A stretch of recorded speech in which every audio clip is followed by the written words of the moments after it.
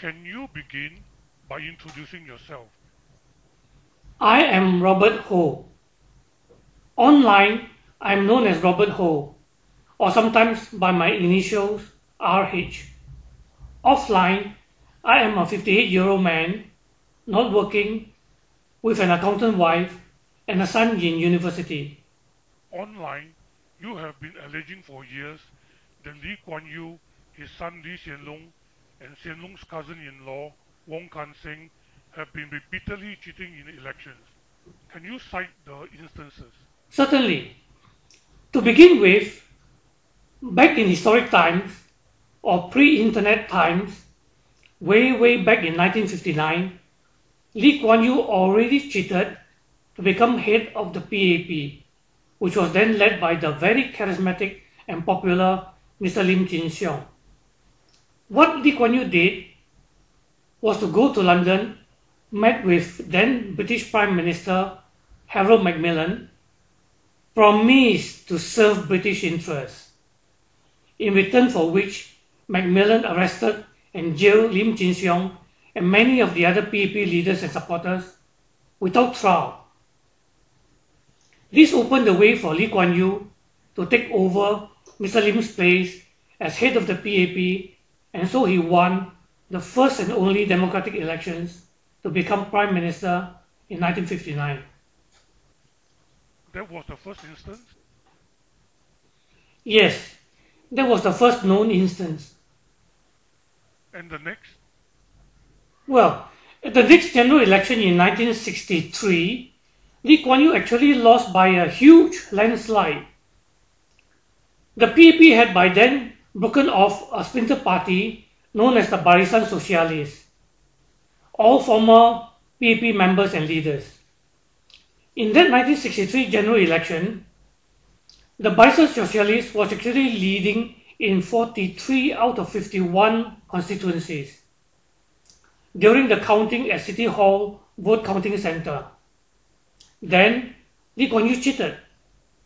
He switched off power to the City Hall area to cause a 6-hour power blackout, during which he changed all the votes.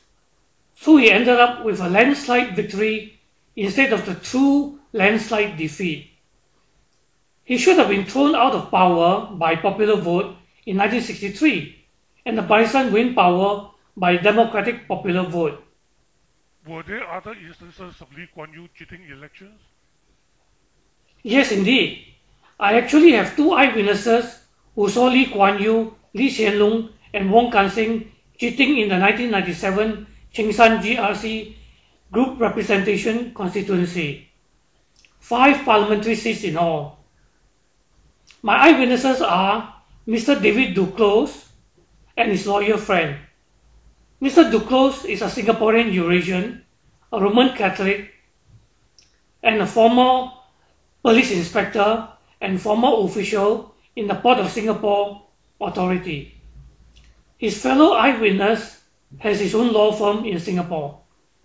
I have documented all this in my blog, which is entitled, I Came, I Saw, I Solved It. My allegations in my blog and group email to about 50 people and comments in several websites, such as the Online Citizen, have never been challenged. To date, I have a clean record, never having been convicted or sued by Lee Kuan Yew, LEE Hsien Loong, or Wong Kan Seng. Although I have been investigated several times by the police, once for incitement to violence, once for criminal defamation, which was dropped, and currently I am again being investigated by the police for criminal defamation yet again. But I predict confidently that no charge will be made in my current case.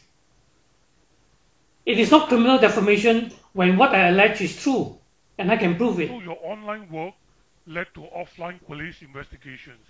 Yes, Lee Kuan Yew, LEE Hsien Loong, and Wong Kan Seng have used every legal and criminal method to silence me, but have failed. Well, they can still assassinate me or my family, but I bet they don't have the balls. They have made and are still making death and serious injury threats to me and my family. In addition, they have their secret police, the Internal Security Department, to vandalize my home properties such as car, computer, and all manner of electrical appliances to the tune of about $10,000 worth of damage already. Their secret police have also made me, my son, and my little niece very sick from flu and other physical ailments. A kind of germ warfare, cultivating and preparing viruses in their labs, then putting these into our food and drink, even into my medicine tablets. Other instances? Well, at an election rally, I met some other rally goers and they talked about how Lee Kuan Yew, LEE Hsien Loong and Wong Kan Seng cheated to make Ong Teng Cheong the president, although he had actually lost the presidential election. That is why they couldn't risk any more presidential elections after that. Also, in the 1963 referendum to join Malaysia, Lee Kuan Yew also cheated somewhat by giving no option against joining. All the three options in the referendum were for joining Malaysia, none against. So it was not a referendum at all, typical of Lee Kuan Yew. And these are only the known instances. What are the implications of Lee Kuan Yew cheating elections? The implications are serious. When you cheat in elections, you are an illegitimate government. You have no mandate, no moral authority to rule, no legal powers at all.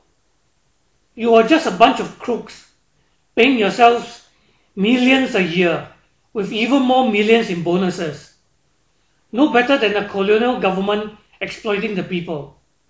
It is akin to rape and robbery, maybe worse. But haven't we seen some progress under this regime? Look at our closest twin, Hong Kong, and see how much more progress they have made. They never had the Lee Kuan Yew, and yet their skyscrapers are taller, bigger, and more numerous. Their people are well educated, savvy, live in excellent infrastructure, and they have more money in their banks than we have. They are also a lot more entrepreneurial. Very few states in the world regress or make no progress. The whole world has been progressing, all without a Lee Kuan Yew. I call Lee Kuan Yew's economic policies Lee economics. And what Lee economics basically is to keep expanding the labor force, because the bigger your labor force, the bigger the GDP, because that is how GDP is calculated. So in my blog, which is entitled I Came, I Saw, I Solved It, I described how Lee Kuan Yew made use of what I call our three waves of labor. First, there was the post-war baby boom, which was the first wave of labor. Then Lee Kuan Yew encouraged all the women to work.